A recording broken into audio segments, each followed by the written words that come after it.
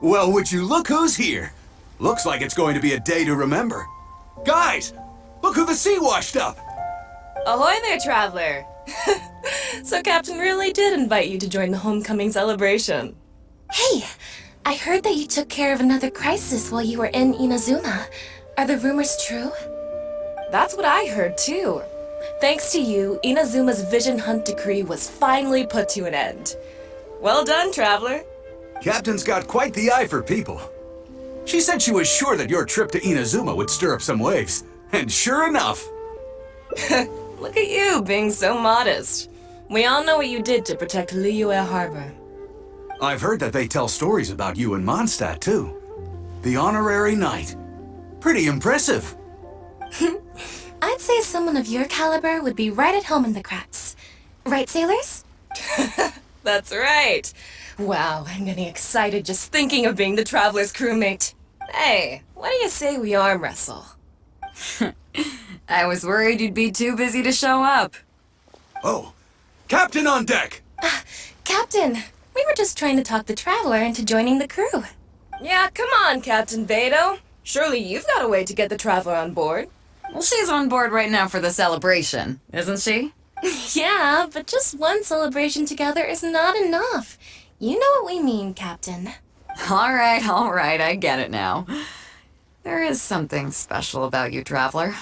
You earned everyone's respect, myself included. So it goes without saying that the Crux would be honored to have a crew member such as yourself. No doubt about that. But then again, a hero like yourself doesn't just set off on a journey without some bigger purpose in mind. So should a hero really drop what they're doing just to spend day after day drifting at sea with us? Well, if that were the case, then the Crux, known for always moving forward to the next horizon, would instead be holding someone back. Right. I guess we didn't think that part through. Remember, rather than seeking out strong members to join us, you should be focusing on making yourselves the strongest that you can be. If we are powerful, they will come to us. Isn't that why everyone here chose to come aboard in the first place? Yes? A strong sailor is always looking for a sturdy ship. I guess I almost forgot the first lesson you ever taught me. Thanks for the reminder, Captain. Just be sure you all keep that in mind. Now, there's no more need to hound the Traveler, as you were. The Traveler and I have something to discuss.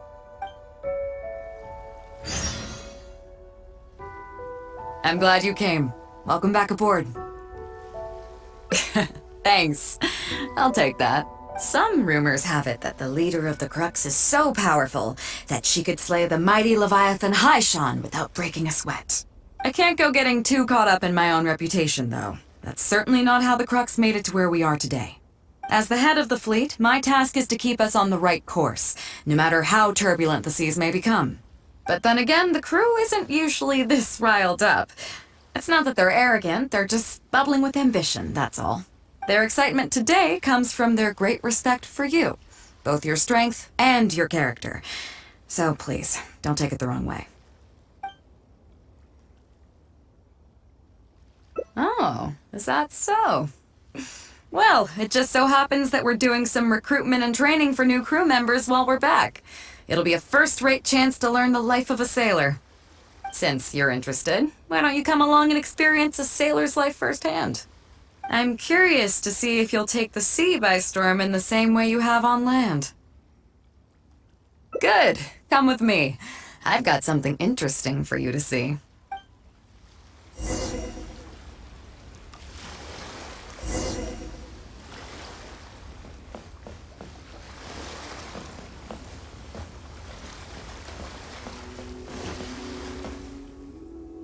Chief Mate Juza's breaking in the newcomers, but I think we can spare you the tedium of that. After this, the new crew members will be arranged into 2 teams for more specialized training, according to their own aptitudes and the needs of the fleet. One team will learn comprehensive survival skills, including maritime emergency rescue, marine meteorology, psychological counseling, and so on. They will serve as the support team for the fleet, ensuring safe navigation. That's why we call them the Shield of the Crux. The pen of the Crux. Oh, that's a wild idea. Unfortunately, this ain't the Wanwen Bookhouse, kid. As one might expect, we call the other team the Spear of the Crux, because they'll be learning about naval warfare. They'll make up the armed portion of our crew. Also, they're responsible for handling the fleet's cargo deals. So, what do you think? Which team is for you? As I expected, you have a will to protect others. There are two main subjects that the Shield of the Crux focuses on: survival knowledge and entertainment. As I was saying earlier, survival knowledge includes prevention of injuries and diseases at sea, navigation and cartography, basic meteorology, so you can go learn about these skills from Yinxing, Huixing, and Liushi. They're all seasoned hands in their respective fields. Each sailor has their own strengths and weaknesses. I'm no rookie, of course, but you shouldn't underestimate the knowledge of the crew. If there's anything I'm most proud of in the fleet, it's my people. Go and get to work. I'll have some questions to test you later. I look forward to seeing how you do.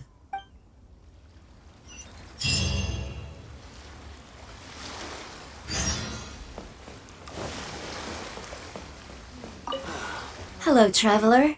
I'm Yinxing, the Crux's surgeon at sea. Whenever a sailor has a health problem, they come to me. I deal with it all, from seasickness and common colds to amputations and everything in between. Oh, I presume the captain arranged this, correct? All right then, let's begin. But first of all, let me ask you this. What do you think is the biggest danger that all new crew members face? That can certainly be a problem at sea, but it's not the biggest danger. The most dangerous thing for a newcomer is to underestimate the dangers of life at sea. Oh, I have seen many new crew members who see themselves as young and fighting fit and have no regard for safety. Those are the ones that always end up in the sick bay. Everyone should know that being a sailor, especially on a long voyage, is a brutal job in an unforgiving environment. We have to face malnutrition when we're short on supplies, all kinds of injuries and diseases that the harsh ocean weather can bring, and even the psychological problems that can arise due to isolation and the lack of entertainment. To make things worse, the lack of medication and treatment options at sea can result in even minor health problems becoming serious, or even fatal. Oh, you probably thought I was joking, right? Oh, that's not surprising. Most newcomers think the same way. But hopefully you now realize that with a little extra precaution, a lot of these things can be avoided. Well, I think that's enough for you to think over for now. Is there anything else you would like to know? Well, my pleasure. Okay, let's leave it there then. Be sure to take good care of your health.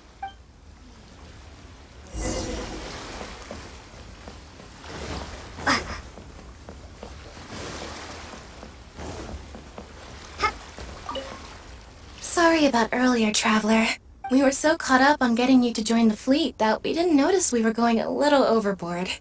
Good thing the captain stepped in. Oh! Well, in that case, you have come to the right person. I'm not just blowing smoke. You're looking at the most talented navigator in Liyue Harbor.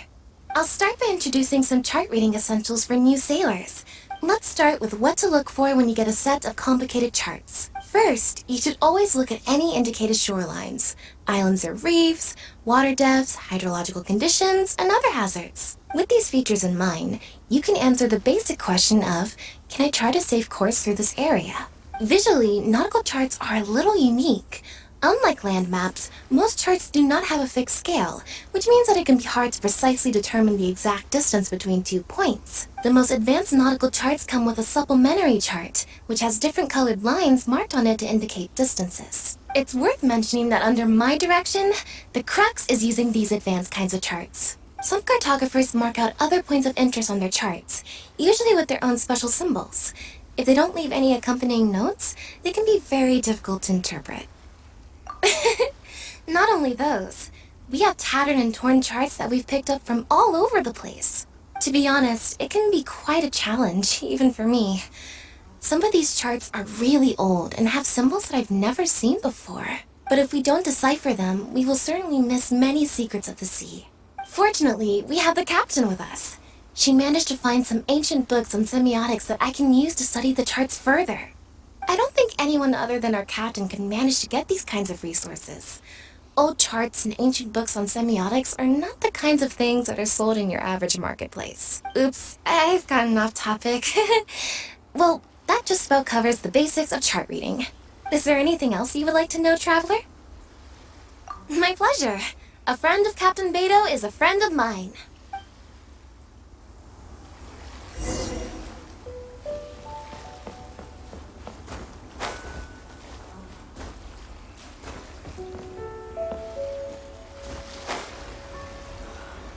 Waves are as calm as always. I wonder what's going on up there.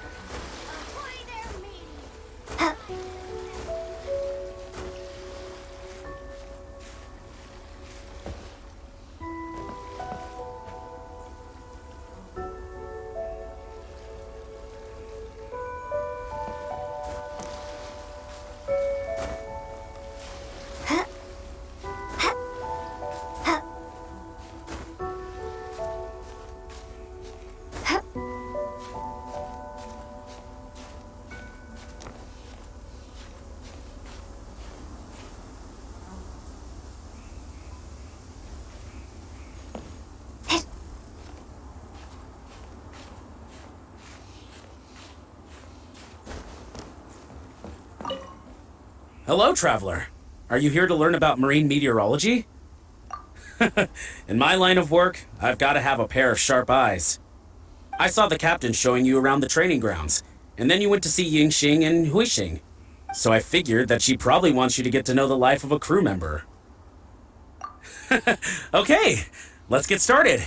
First, I'll introduce you to the basics of meteorology. Marine meteorology basically means keeping tabs on the weather as well as other ocean phenomena, so things like sea fog, storm surges, water spouts, and so on. These are all potential threats to safe navigation.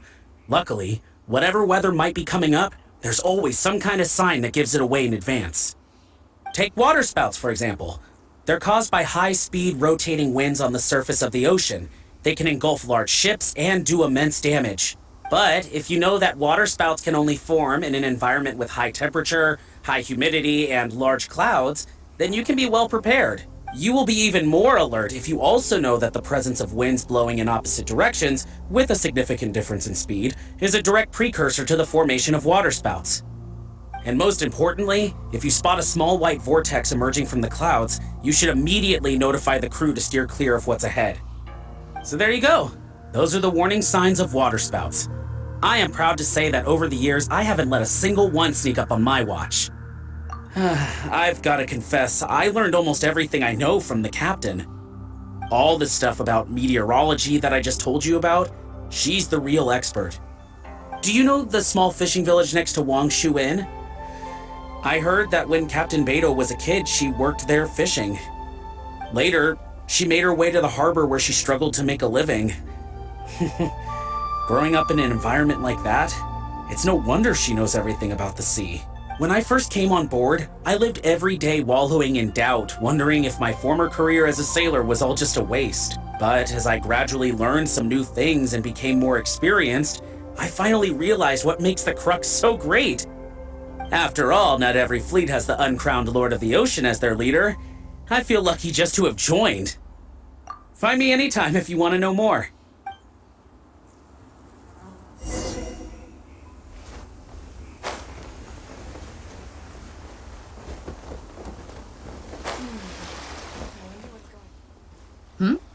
So you've already finished talking to the crew, huh? I thought it would take you a while longer. So, what did you think? There's that modesty of yours again. I didn't think I'd ever hear the word difficult come out of your mouth. Come on, let's get on with it. First of all, life on the sea isn't always plain sailing. Injuries and illnesses happen all the time. But what is the single biggest danger facing crew members? Is that your final answer?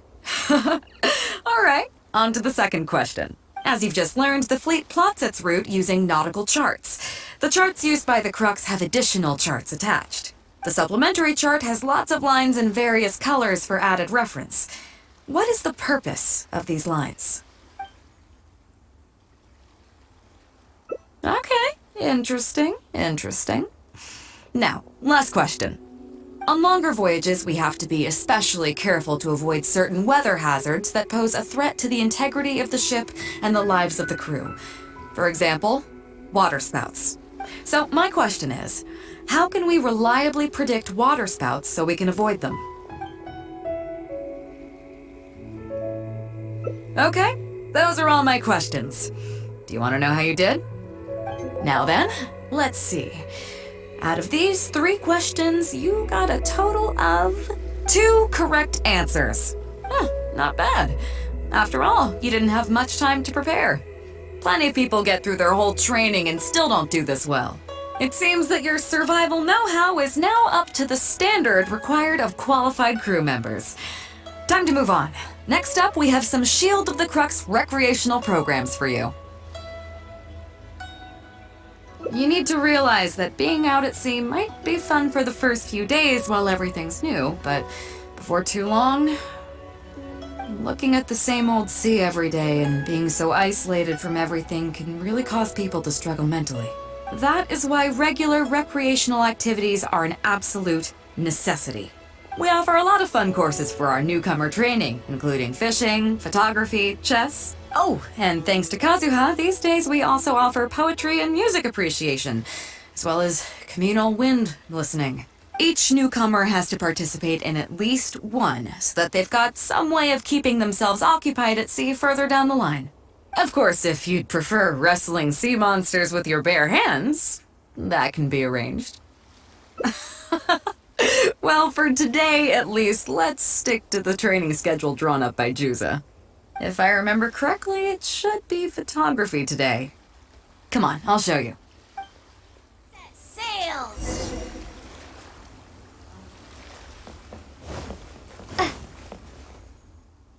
Listen up, everyone can go back and call it a day. The photography session has been postponed. What's going on here, Juza?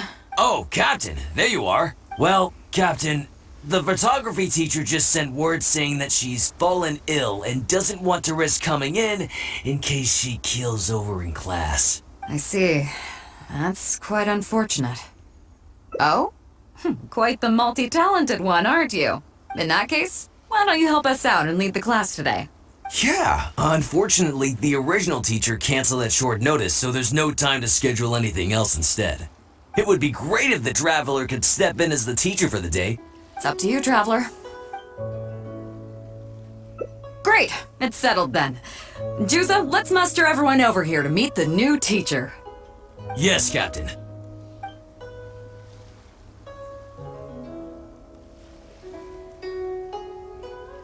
Okay, that's 1, 2, 3, 4. That should be everyone. Take it away, Traveler. Oh yeah? What's that? Fair enough. It seems like you already have someone in mind. So, who will it be? Me? Well, we could do that. Or, Guyun Stone Forest looks extraordinary today. It'd be a pity to not capture the scenery for posterity.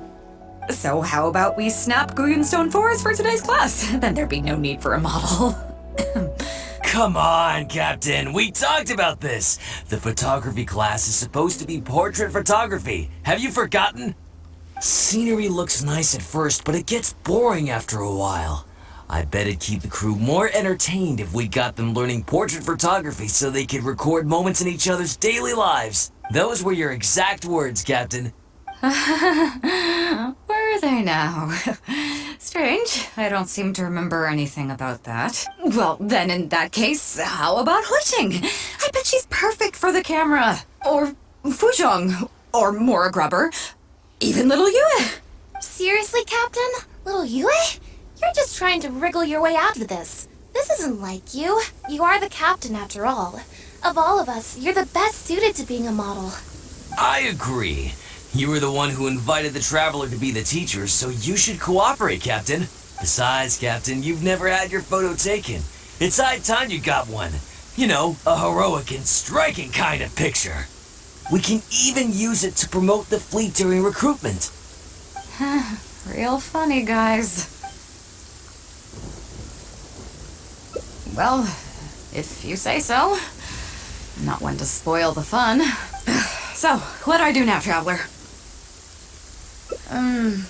Like this? You're kidding, right? I've never had my photo taken before, but something this simple shouldn't be a challenge for me. It must be the lighting or something. You've got it wrong. And I never said that. You mean go somewhere else, then bring the final photo back as teaching material? Sounds good to me. That's a good idea, isn't it, guys? The lighting may still be a problem, but I'm open to persuasion. If you have a suitable place in mind, I can consider it. Just to be clear, I won't necessarily agree. It depends on the place you have in mind.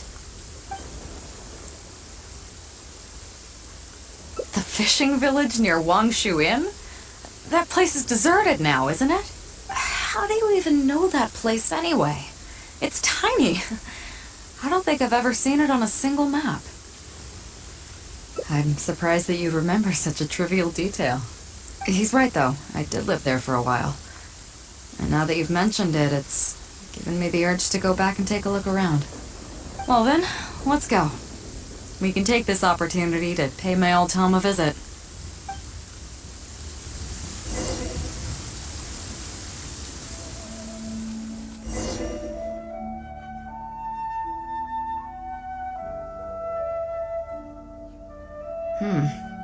It's certainly seen better days.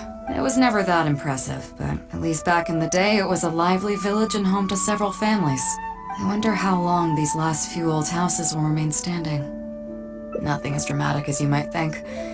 A few small incidents occurred, and then people began to leave. Come on, let's take a walk around. People used to call this place Downriver because the villagers apparently moved here from a place called Upriver. With them, they brought their knowledge of fishing, which had been passed down from generation to generation. I learned a lot from them when I was here. Now Upriver is long gone, and Downriver is all but deserted.